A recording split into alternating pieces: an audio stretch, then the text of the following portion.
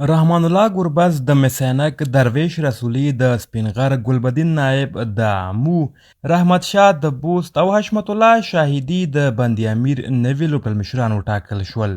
د کرکټ درنو څارونکو ستړي مشئ.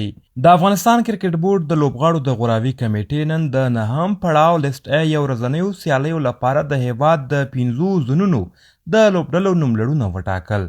د مهالویش له مخې دغه سترې سیالۍ به د روانې می میاشتې په 18 نیټه پیل شي او د راتلونکي جون میاشتې تر 4 نیټې پورې به د ننګرهار ولایت په 2 کرکټ لوبغالو کې دوام وکړي.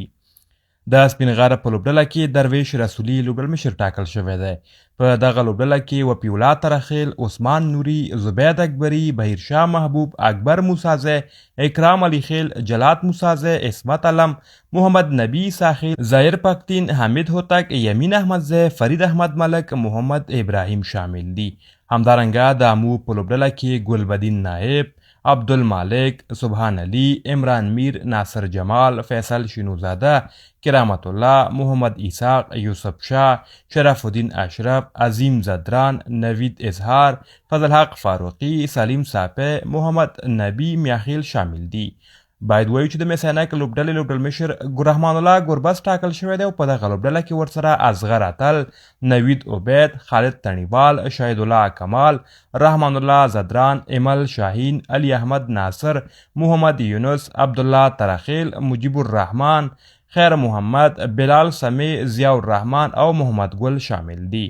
د بوست لوبډلې لوبډلمشر رحمت شاه ټاکل شوی دی او په دغه لوبډله کې د رحمت شاه سره ریاض حسن، حضرت الله زازی، برکزی ناصري، نجیب الله زدران، ناصیر احمد، افسر زازی، نومان شاه، کریم جنت، اجاز الحق، خلیل ګربز، محمد الله، نجات الله مسعود، عبدالله احمدزی او بشیر احمد شامل دي.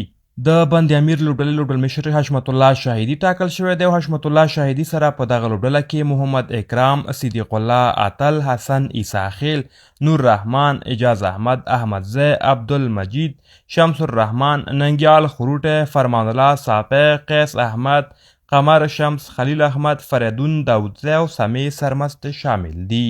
باید یادونه وکړو چې دغه سیالۍ د روانې می میاشتې په 18 نیټه په ننګرهار کې په 2 لوبغالو غازي امان الله خان او نجیب الله ترکي کې پیل کیږي. له دغو سیالیو وروسته افغان لوبډله د جون په 4 نیټه د هندوستان سره لومړی ټیسټ لوبه ترسره کوي، خو باید هیره نشي چې دغه سیالۍ د جون په 4 پای ته رسیږي.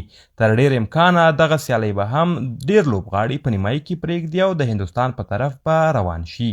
همدارنګه اوس مهال په کندوز کې د ملي شلوریز جام تر نامه لاندې شلوریزه سیالۍ روانې دي چې ډیری ځوان لوبغاړي هلته هم په لوبو بوخت دي.